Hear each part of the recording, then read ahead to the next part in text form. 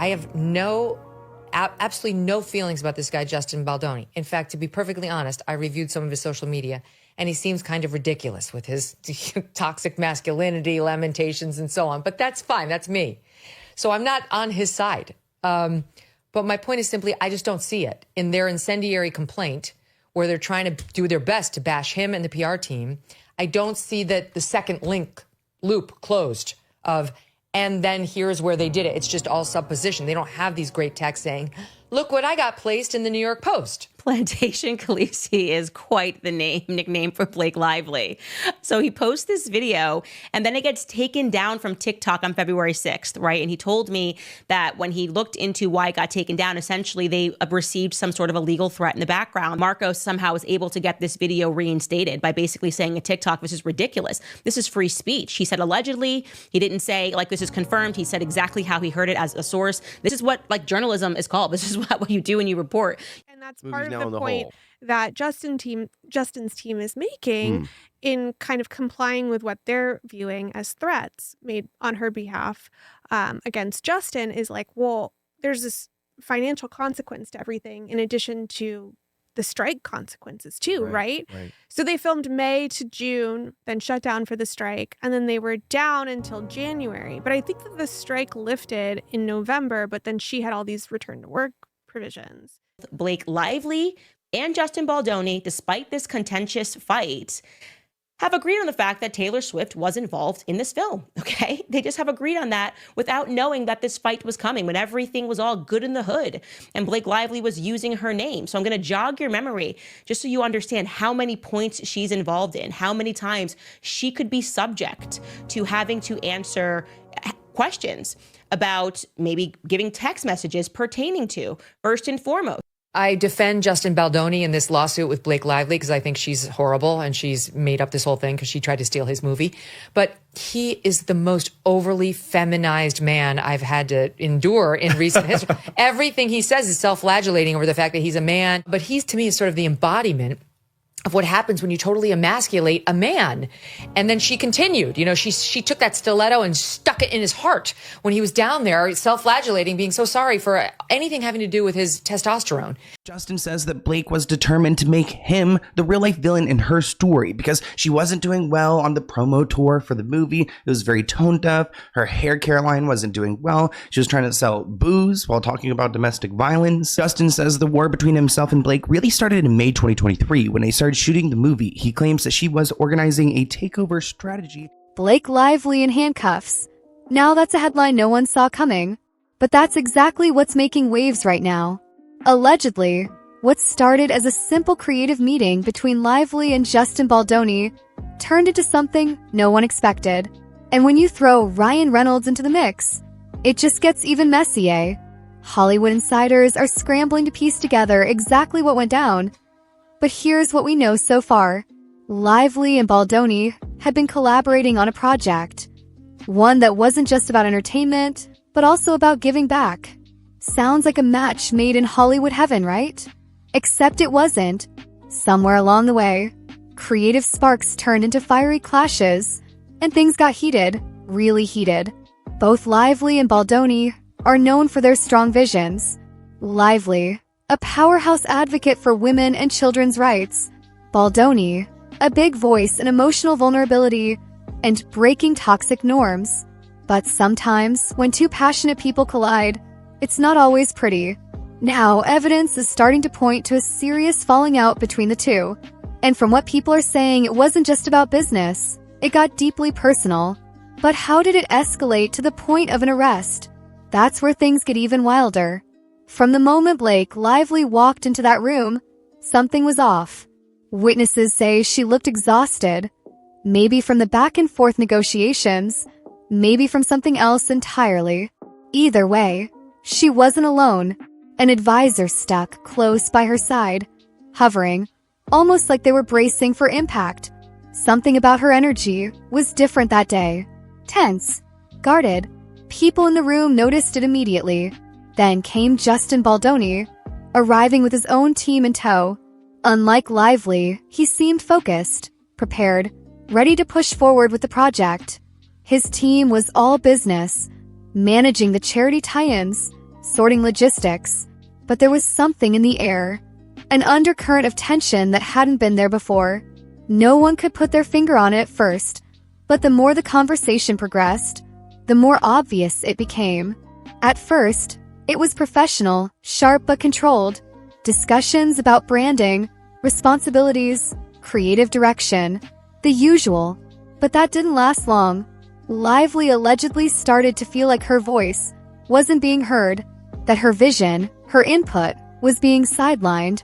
From her perspective, it seemed like Baldoni's branding was taking priority, while her ideas were getting brushed aside. She had worked too hard, built too much, to let that happen. But Baldoni, he saw things differently. To him, Lively's involvement was creeping too far into his territory, into his creative direction, his vision for the project. He believed he was the one setting the tone, and anything outside of that was overstepping. And that's when things really started to shift. Lively's body language changed first. More forceful, more animated. It wasn't just words anymore. Her entire posture, the way she moved, carried frustration. Baldoni, who was usually warm and easygoing, started to pull back. His expression changed. He became distant, stiff. A defensive wall went up. Witnesses say his entire demeanor shifted from open collaboration to careful calculation. The voices in the room started to rise. What started as creative tension was turning into something else, something personal. A project that was supposed to be about collaboration was suddenly a battleground. And then everything exploded. Lively stepped forward, voice sharp, her movements quick. Whatever was being said in that moment, it was intense. Witnesses say you could feel the energy in the room shift from verbal to physical. Words weren't enough anymore. She wasn't just talking. She was making a point with her whole body. Baldoni, sensing that things were about to escalate, raised his hands. A clear attempt to calm the situation, to slow things down. But it was too late. In a split second, Lively allegedly pushed Baldoni. Hard enough that he lost his balance, stumbling backward, barely catching himself on a chair. The room went silent. Gasps. Shocked faces. No one expected it to go that far. And from that moment, there was no turning back. Security was called immediately. Some people were still frozen in disbelief when law enforcement arrived, moving quickly to assess the situation. Baldoni, despite being visibly shaken, didn't retaliate. In fact, sources say he was the first to try and calm everything down, urging people to take a breath, to step back, to not let it get worse. But at that point, it didn't matter. Witnesses had already spoken. The accounts were already stacking up. And legally, there was only one way this could go. Blake Lively, Hollywood's golden girl, was arrested on the spot. And that's when everything changed. Because when Ryan Reynolds got the call, everything exploded again. He wasn't there when it happened, but insiders say the second he found out, his reaction was instant. Blindsided, livid, absolutely stunned. How did it get this far? How did no one stop it before it spiraled? Why wasn't he told that things were reaching a breaking point? Sources close to Reynolds say his frustration wasn't just about the incident itself. It was about everything. The project, the mounting tensions, the fact that what was supposed to be a groundbreaking collaboration had turned into an unfixable disaster. And the part that really got to him, he allegedly felt like the people around Blake had failed her. He wanted to know why no one stepped in, why no one warned him, why no one did anything before it got to this point. And this wasn't the Ryan Reynolds people were used to seeing.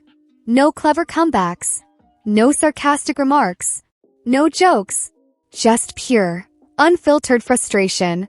Witnesses say he was flipping between anger and concern, torn between protecting Blake's image and dealing with the real, legal consequences she was now facing. For someone who's built a brand on charm and humor, this was different. This was serious.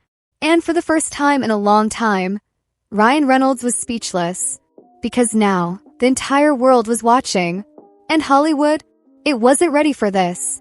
The moment news broke, it was everywhere. Headlines, trending topics, endless debates. Images of Blake Lively in handcuffs spread like wildfire, fueling a media frenzy that only grew by the hour. Every outlet had a take. Every commentator had an opinion, and suddenly, the incident wasn't just about what happened in that room. It was about what it meant for Lively's career, her reputation, and the industry as a whole. And social media, a battlefield. Some fans rushed to her defense, convinced there had to be more to the story. They argued that something must have pushed her to that breaking point, that the media was blowing things out of proportion. Maybe she was under extreme stress. Maybe there was a side to the story that no one had heard yet. Maybe this was just one terrible moment that didn't define her. The speculation was endless, but others weren't so forgiving. Disbelief turned into disappointment, with many questioning how someone known for their grace and poise could end up at the center of such a scandal. Some fans even compared it to past Hollywood meltdowns, wondering if Lively's polished image had just been a facade. Was this an isolated moment of frustration? Or was there a deeper side to her that the public had never seen? The internet was split, and the arguments weren't dying down anytime soon. But this wasn't just a public spectacle. It was a professional disaster. The philanthropic project that had brought Lively and Baldoni together in the first place. It's now hanging by a thread. What was supposed to be a groundbreaking initiative blending entertainment with social change is now a PR nightmare. Sponsors are pulling back, unwilling to be associated with controversy. Some brands have already started distancing themselves, waiting to see how this all plays out. Behind the scenes, stakeholders are scrambling, trying to assess the damage. Can the project still move forward without public backlash? Will Baldoni stay on board, or will he walk away entirely? And according to some experts, this isn't just a temporary setback. The whole initiative might be scrapped altogether. What started as a mission to create something meaningful has now become a cautionary tale. A perfect storm of ambition, clashing egos, and now legal trouble. And the fallout? It's far from over. Because now, Blake Lively isn't just facing public scrutiny. She's facing real legal consequences. Everything depends on what the district attorney decides to do next. Will they push forward with formal charges? Will they opt for something more lenient? Right now, it's all up in the air, but the possibilities aren't great. One potential outcome, a diversion program, something that focuses more on rehabilitation than punishment. It wouldn't erase what happened, but it could allow her to avoid a criminal record, a quiet resolution, a way to move forward without the lasting stain of a conviction. Then there's the chance she gets hit with public service, fines, or some other court-mandated penalty. Not ideal, but manageable. But if the DA decides to take an aggressive stance, that's where things could get serious. And let's be real, this isn't just about legal trouble. It's about image. Blake Lively has built her entire career on being Hollywood's golden girl, the relatable, kind-hearted star everyone loves, the actress with the perfect family, the perfect marriage, the perfect reputation. That brand, it's now in real danger. Because in Hollywood, image is everything. And once the public sees you in handcuffs, it's hard to erase that picture from their minds. No matter what happens next, the damage has already begun. Endorsements could be lost. Future projects might be reconsidered. Even if she walks away without charges, the court of public opinion is a whole different battle. The question now is, can she recover? Or is this the kind of scandal that sticks? For Justin Baldoni, the situation is complicated. He's not pressing charges, at least. That's what sources are saying. But here's the thing. That doesn't mean he has control over what happens next. If prosecutors decide there's enough evidence to move forward, they don't need his permission. The legal system doesn't work that way. And while Baldoni has largely been painted as the composed party in all of this, there are always critics. Some are already asking whether he played a role in provoking the situation, whether something he said or did escalated the confrontation. But from what most sources confirm, he stayed professional, even when tensions were at their peak. That being said, even without legal trouble on his end. This incident is now attached to his name, and in Hollywood, that kind of attention can be just as damaging as an actual scandal. The real question is whether he addresses it head-on, or lets the media shape the narrative for him. Ryan Reynolds is now in an impossible position, caught between protecting his wife and managing the public fallout. This isn't just a headline to him. It's personal. And from what insiders are saying, the emotional toll is hitting hard. He's reportedly weighing his options, even considering personal or couples counseling to process everything that's unfolded. For a man known for his effortless charm and humor, this situation is anything but lighthearted, and people are starting to notice. Reynolds, usually quick-witted and playful in public, has been quieter, more subdued. No funny tweets, no cheeky comments, just silence. Industry watchers are already speculating that this isn't just about the scandal itself, but the strain it's putting on his marriage, his image, and his future moves. The world is watching to see what he does next. And right now, even he might not know the answer. This story is far from over. Blake Lively, Justin Baldoni, and Ryan Reynolds are now at the center of one of Hollywood's most unexpected scandals. And the fallout is just beginning. There are still so many unanswered questions. Will Lively step forward with a public apology, or will she fight the charges? Will Ryan Reynolds finally break his silence, or will he let the situation play out behind closed doors? And what about the charity project? Does it still stand a chance, or is it officially dead in the water? One thing is certain. This moment will define all three of them. Hollywood is watching. The industry is watching. The public is watching. How they handle what comes next could change everything. So what do you think? Can Blake Lively recover from this? Or is this the beginning of a major downfall? Drop your thoughts in the comments, and let's talk about it.